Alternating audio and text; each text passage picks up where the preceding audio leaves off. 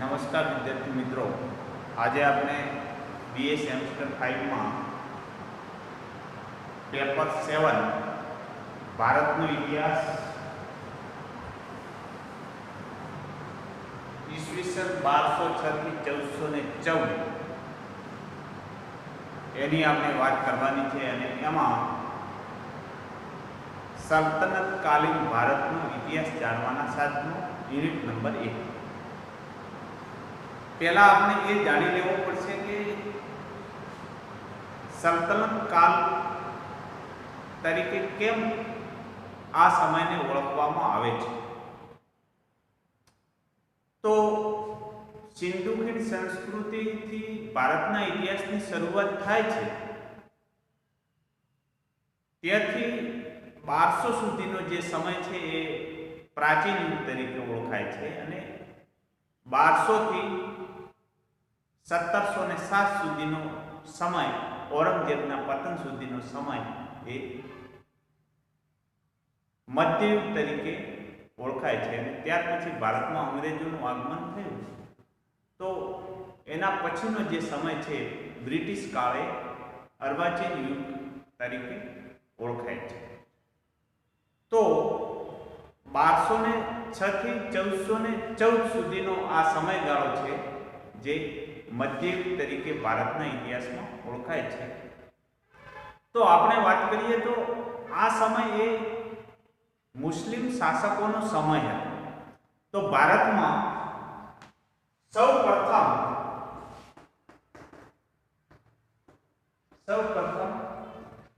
712 में मुस्लिम आक्रमण थयुं।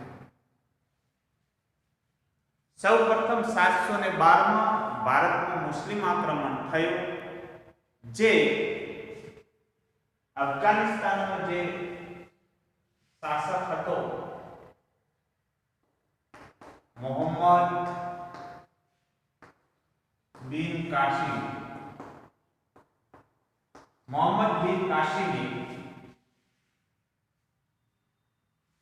भारतना सिंध प्रदेश पर आक्रमण कर्युं।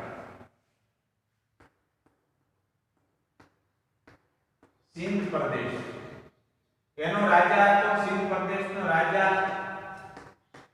डाई हिंदू राजा हतो।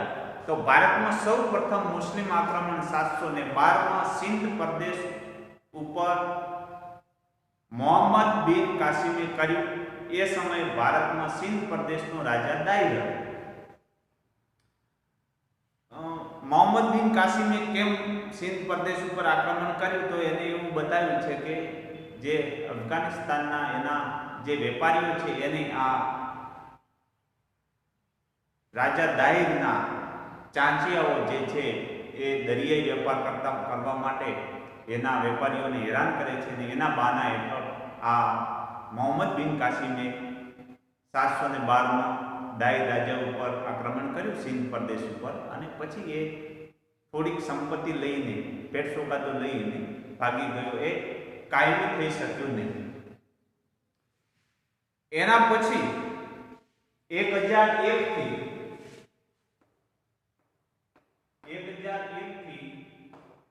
1026 वच्चे 17 बार भारत पर आक्रमण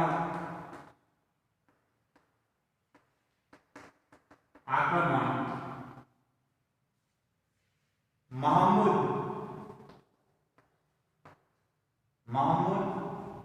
गजनवी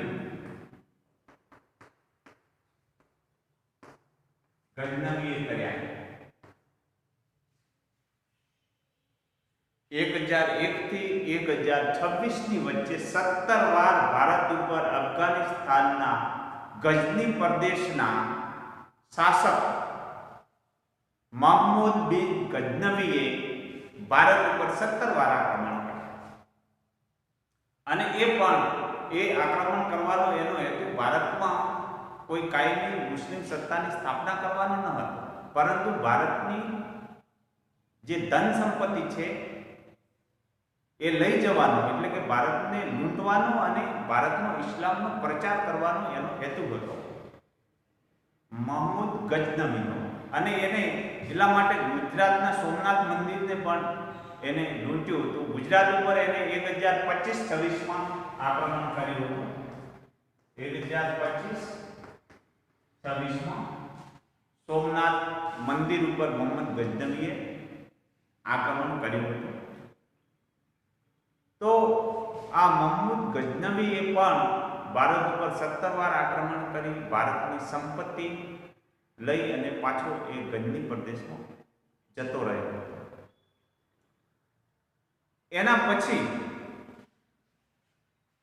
1191-92માં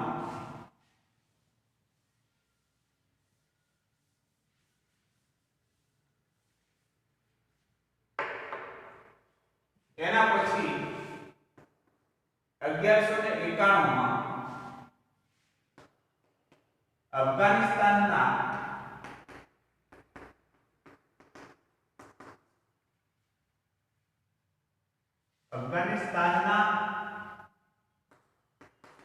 મોહમ્મદ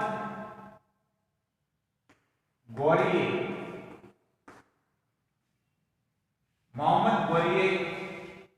ભારત ઉપર આક્રમણ કર્યું.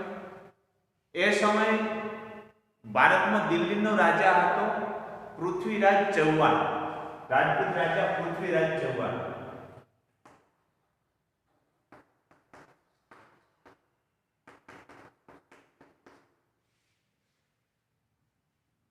ભારતમાં પૃથ્વીરાજ ચૌહાણ હતો અને 1191માં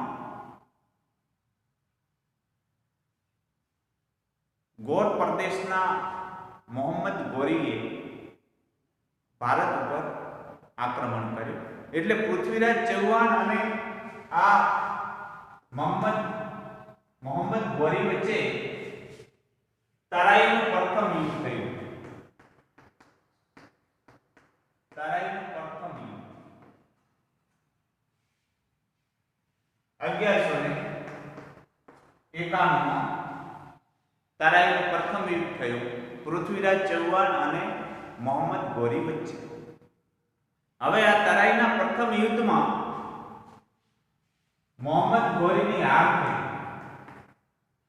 અને વિજય પૃથ્વીરાજ ચૌહાણનો થયો. એટલે કે અફઘાનિસ્તાનના ગોર પ્રદેશના મોહમ્મદ ગોરીને ભારતના દિલ્હીના સુલતાન, દિલ્હીના રાજા પૃથ્વીરાજ ચૌહાણે પરાજય આપ્યો તરાઈના પ્રથમ યુદ્ધમાં 1191. એના પછી 1 વર્ષ પછી મોહમ્મદ ગોરીએ યુદ્ધની તૈયારી સાથે 1192માં ફરી તરાઈનું બીજું યુદ્ધ થયું. તરાઈનું બીજું યુદ્ધ, તરાઈનું બીજું યુદ્ધ થયું. એ પણ પૃથ્વીરાજ ચૌહાણ અને મોહમ્મદ ગોરી વચ્ચે થયું. આ યુદ્ધમાં તરાઈના બીજા યુદ્ધમાં 1192માં મોહમ્મદ ગોરીએ પૃથ્વીરાજ ચૌહાણને હરાવ્યો અને ત્યારથી ભારતમાં આ મુસ્લિમ સત્તાની સ્થાપનાનો પાયો નંખાયો છે. ભારતનો જે દિલ્હીનો રાજા પૃથ્વીરાજ ચૌહાણ હાર્યો, એની સાથે મોહમ્મદ ગોરીએ કનોજના રાજાને પણ હરાવ્યા અને ભારતમાં જે કંઈ આ રાજપૂત રાજ્યો નાના મોટા હતા એમનો પરાજય થયો અને ભારતમાં આ મોહમ્મદ ગોરીએ ના સમયથી 1192થી ભારતમાં અફઘાન મુસ્લિમોની સત્તાની સ્થાપના થઈ. તો જેની આપણે વાત કરતા હતા કે 1206ના સમયથી 1526 સુધીનો જે સમયગાળો છે એ ભારતના ઇતિહાસમાં સલ્તનત કાલીન યુગ તરીકે ઓળખવામાં આવે છે, સલ્તનત સમય તરીકે ઓળખવામાં આવે છે. તો આ જે મોહમ્મદ ગોરી છે એનું 1206 માં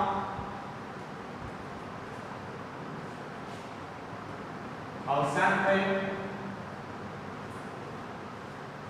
મોહમ્મદ ગોરીનું 1206 માં અવસાન થયું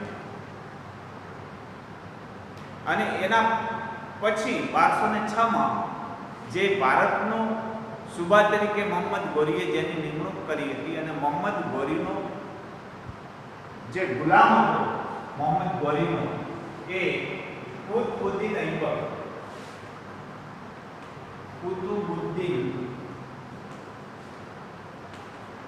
ઐબક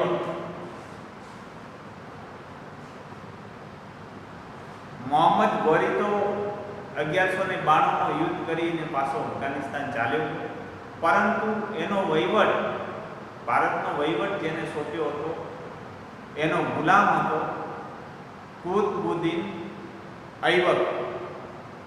જોકે એ સમયે એનો સેનાપતિ પણ. તો કુતુબુદ્દીન ઐબકને સુબા તરીકે ભારતમાં નિમણૂક કરી હતી અને 1206 માં મોહમ્મદ ગોરીના અવસાન પછી આ કુતુબુદ્દીન ઐબકે ભારતમાં દિલ્હી સલ્તનતની સ્થાપના કરી, જેથી 1206 થી 1526 સુધીનો જે સમય છે એ દિલ્હી સલ્તનત સમય તરીકે ઓળખવામાં આવે છે, સલ્તનત યુગ તરીકે ઓળખવામાં આવે છે. તો 1206 માં કુતુબુદ્દીન ઐબકે ગાદીએ આવ્યો અને દિલ્હી સલ્તનતની સ્થાપના કરી. તો આ જે કુતુબુદ્દીન ઐબક હતો એ મોહમ્મદ ગોરીનો ગુલામ હતો, આનો ગુલામ હતો. ગુલામ એટલે દિલ્હી સલ્તનતનો જે પહેલો રાજ્યવંશ છે એ ગુલામ વંશ તરીકે ઓળખવામાં આવે છે. ગુલામ વંશ, કારણ કે કુતુબુદ્દીન ઐબક એ મોહમ્મદ ગોરીનો ગુલામ હતો, એટલે પ્રથમ જે રાજ્યવંશ છે દિલ્હી સલ્તનતનો એ ગુલામ વંશ. એના પછી ખલજી વંશ આવ્યો, એના પછી તુગલક વંશ, એના પછી સૈયદ વંશ, એના પછી લોધી વંશ.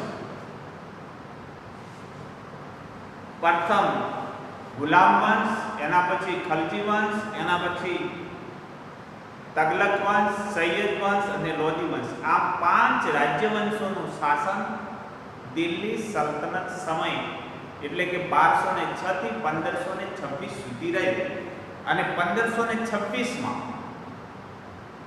લોધી વંશનો ગુલામ વંશ, ખલજી વંશ, તગલક વંશ, સૈયદ વંશ અને લોધી વંશ એટલે લોધી વંશનો છેલ્લો સુલતાન હતો ઇબ્રાહિમ લોધી. અને ઇબ્રાહિમ લોધી અને બાબર વચ્ચે 1526 માં પાણીપતનું પ્રથમ યુદ્ધ થયું, જેમાં ઇબ્રાહિમ લોધીની હાર થઈ અને બાબરનો વિજય થયો. ત્યારથી ભારતમાં મુગલોનું શાસન શરૂ થયું, મુગલ સત્તાની સ્થાપના થઈ અને એના પછી બાબર, હુમાયુન, અકબર, જહાંગીર, શાહજહાં અને ઔરંગઝેબના શાસન રહ્યું. તો આ દિલ્હી સલ્તનત સમયના ઇતિહાસ જાણવાના સાધનો કયા હતા એની આપણે નેક્સ્ટ વિડીયોમાં ચર્ચા કરીશું. આજે એની કેટલીક પૂર્વ ભૂમિકાની આપણે ચર્ચા કરી. ધન્યવાદ.